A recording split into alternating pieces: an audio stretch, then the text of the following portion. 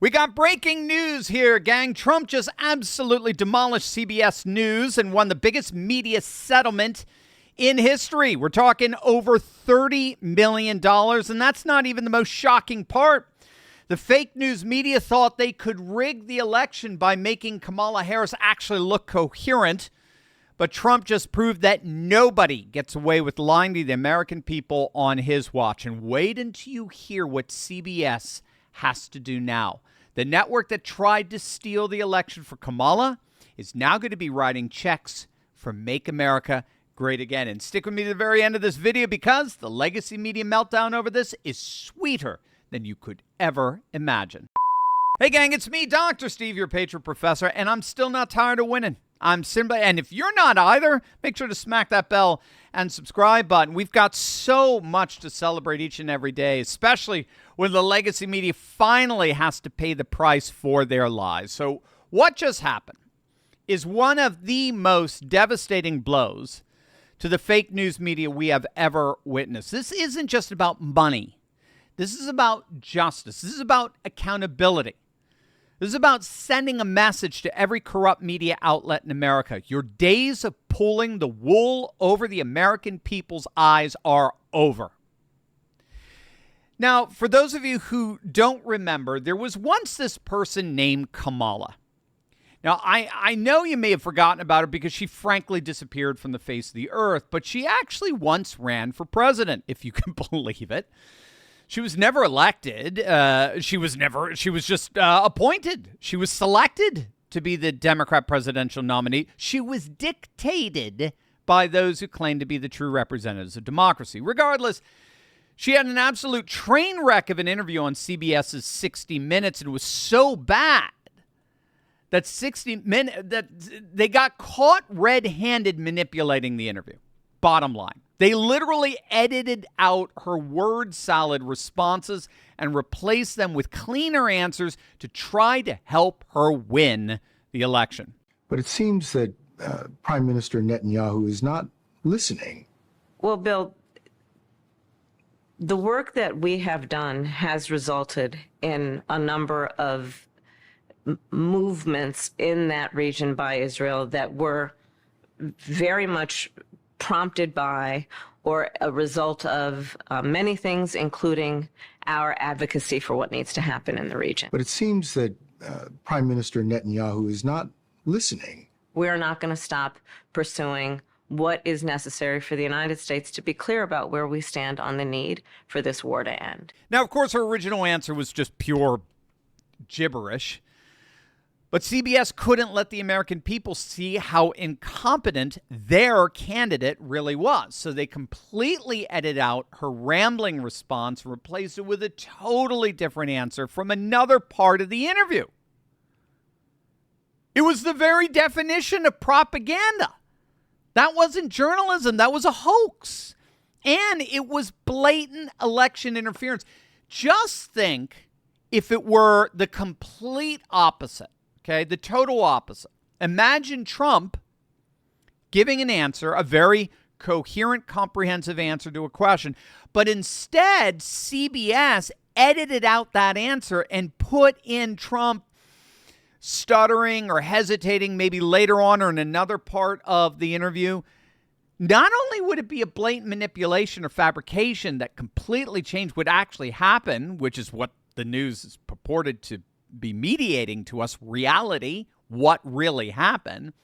Not only would it be a fabrication of that, but it would be clearly seen as an attempt at election interference on the part of CBS, intentionally trying to make Trump look bad, as in this case, they were intentionally trying to make Kamala look good. And so Trump sued CBS for $20 billion, that's billion with a B, for deliberate election interference. And now CBS just blinked, and they agreed to pay the biggest settlement in media history rather than face discovery in court. CBS originally thought they could lowball Trump with about a $15 million settlement offer back in May, but Trump rejected it, and boy, am I glad he did, because the final settlement is absolutely devastating for CBS. Here's what CBS has to pay. They have to pay $16 million up front. That's covering Trump's legal fees and they're funding, if you can believe it, Trump's presidential library. I think Trump's presidential library is getting funded by ABC, CBS, all the legacy media outlets that he's successfully suing. Then another mid-8-figure payment expected to bring the total over $30 million. So still working out the exact details of that payment. Plus, ABC has to fund conservative causes. This is too good. And public service announcements going forward. So this isn't just bigger than the $15 million ABC payout that they had to pay Trump after George Stephanopoulos blatantly lied about him. This completely crushes that settlement. It's like 2x. But here's the most humiliating part for CBS. They're not just paying the money. They are now being forced to adopt what's being called the Trump rule. I kid you not. This is astonishing stuff. But first, there is something else the media is trying to hide from you. While corrupt federal elites have been quietly building wealth through cryptocurrency, hardworking American patriots have been left behind. But there's an amazing solution. I want to tell you about Block Trust IRA. They're bringing access to cryptocurrency wealth to real Americans. You all know I'm a big fan of crypto. It's supercharging President Trump's America First economic miracle. And now you can be a part of it. So I partnered with Block Trust IRA because their mission perfectly aligns with President Trump's Make America Great Again agenda, smashing down the barriers between loyal patriots and financial freedom they deserve. Their Animus AI trading platform works 24/7, analyzing market data and executing advanced crypto strategies that are beyond simply the buy and hold strategy, like helping true American patriots build impressive wealth in Trump's historic economic boom. There's a reason their system was named the #1 crypto technology platform by Bitcoin Magazine from over 1,500 global competitors. Whether you're a teacher, truck driver, small business owner, or retiree watching inflation eat away your 401k, BlockTrust IRA's advanced Animus AI gives red-blooded Americans the same advantages as those coastal elites. So right now, their clients are seeing over 250% returns on their investments. You heard that right, 250% returns. And with military-grade security, investments are protected by up to $200 million in insurance. So what are you waiting for? Visit TurleyTalksCrypto.com and find out how they can help you join the Trump Crusade financial revolution that's finally giving forgotten Americans access to the greatest crypto wealth opportunity in history. For a limited time, they're offering my viewers up to $2,500 in bonus crypto